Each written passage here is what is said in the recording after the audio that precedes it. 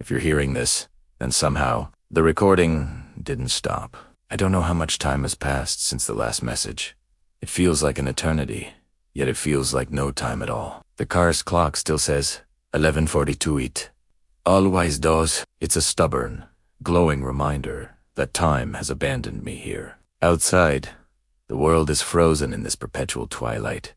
A long, dark stretch of asphalt cutting through an ancient forest. The trees stand like silent, skeletal judges, their branches reaching out but never quite touching the road. The figure is standing in the middle of the road now. It hasn't moved for what feels like hours. Not moving, not blinking, just watching me with an intensity that burns right through the windshield. The most unsettling part, it looks exactly like me. The same worn-out jacket, the same tired expression in the eyes. Everything is a perfect, horrifying mirror. Except the smile. Mine doesn't stretch that wide. It's a grotesque, unnatural grin that pulls the corners of its mouth.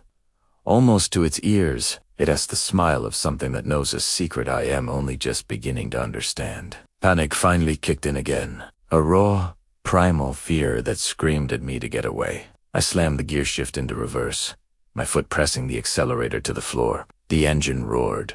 A desperate, metallic scream that tore through the suffocating silence. The tires spun uselessly, kicking up gravel and dust but gaining no purchase. I looked in the rearview mirror, hoping to see the road I'd just traveled, a path back to sanity. But there was nothing.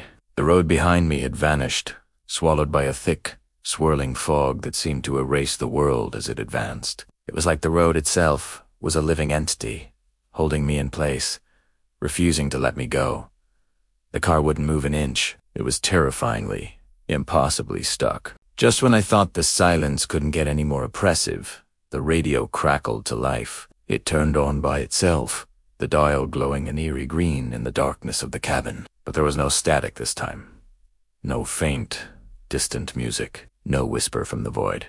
It was just my own voice, clear as day. It filled the small space of the car, repeating words I don't remember saying. But I knew they were mine. It was a phantom echo of my own past, desperation. I heard myself begging, pleading with something I couldn't see. Please, just let me go. I'll do anything. I heard myself making promises I could never keep. I'll be better, I swear. I'll change. And then I heard myself screaming, a raw, guttural sound of pure terror that made the hairs on my arms stand on end. It was the sound of my own soul breaking, played back to me on an endless loop. That's when it finally stepped closer. The Vigami double began to walk towards the car with a slow, deliberate passe. Every single step it took resonated within me. It wasn't a sound, but a feeling, a pressure building in my chest, like a cold, invisible hand was tightening its grip around my lungs, squeezing the air out. My heart hammered against my ribs, each beat a frantic drum, signaling my impending doom. With each step it took, the smile widened, if that was even possible. It was a predator approaching its cornered prey, savoring the final moments of the hunt. I was trapped, a specimen in a jar, and the thing wearing my face was coming to collect. In that moment of absolute dread, a horrifying realization dawned on me. This road, it doesn't trap everyone. It's selective. It preys on a certain kind of person. It traps people who keep running. People who never stop to face what's behind them, what's inside them. People like me who spend their lives looking in the rearview mirror, so focused on escaping the past that they can't see the dead-end right in front of them. This road wasn't just a physical place. It was a manifestation of my own avoidance, a purgatory built from my regrets and my refusal to confront them. The clock on the dashboard flickered again. For a split second, it went dark, and then the numbers reappeared. 11:42. Of course, time is a loop here. A broken record skipping on the same terrible note. As the numbers solidified, the figure raised its hand. It wasn't a threatening gesture, more like a conductor about to start a symphony.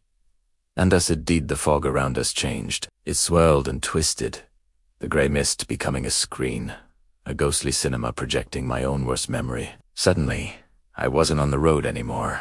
I was an observer, a ghost watching a scene from outside of time. I saw myself arriving here for the very first time. There was my car, The same beat-up sedan, its headlights cutting through the darkness. There I was behind the wheel, younger, more naive, but with the same haunted look in my eyes. It was the same night, the same wrong turn, the same mistake that led me down this path to nowhere. I was watching my own damnation begin, forced to be a spectator to the moment my life veered off the map and into this nightmare. And then I finally understood.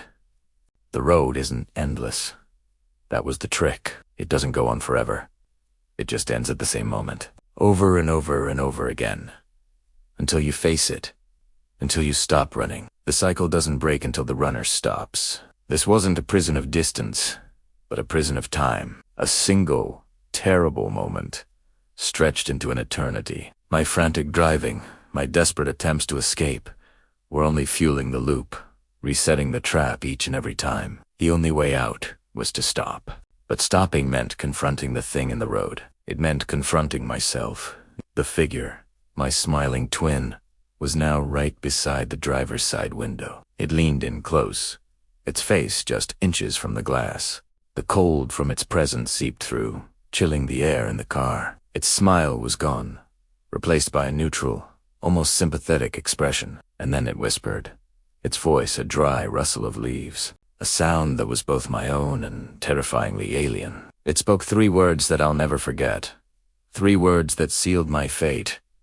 You don't leave. You replace. As the last word hung in the air, the headlights of my car shut off, plunging everything into absolute blackness.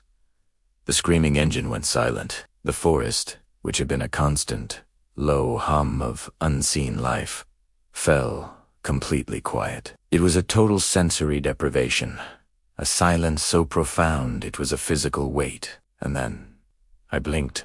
The world came back into focus, but my perspective had changed. I was no longer inside the car. I was standing in the middle of the cold, dark road. My clothes felt stiff, my limbs heavy. I looked down at my hands, and then I looked forward. In the distance, a pair of headlights cut through the gloom. A car was approaching. My car. If you're listening to this, I need you to understand something. I am the figure in the road now. The story has come full circle, and I am the new warden of this lonely stretch of highway. If you ever find yourself on a road that feels too quiet, where the trees seem to lean in and listen, where time doesn't move and the night won't end, don't keep driving. Don't try to outrun the silence. Stop. Turn back. Go back the way you came, no matter what. Because someone has to stay. Someone has to take the place of the one before.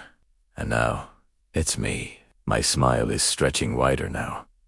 It feels natural. I'm just waiting. Waiting for the next runner. If this story kept you listening until the end, leave a like. It helps more than you know. Share it with someone who loves dark stories like this. And subscribe for more tales carved from darkness. Because some roads don't show up on maps, and once they find you, they never really let you go.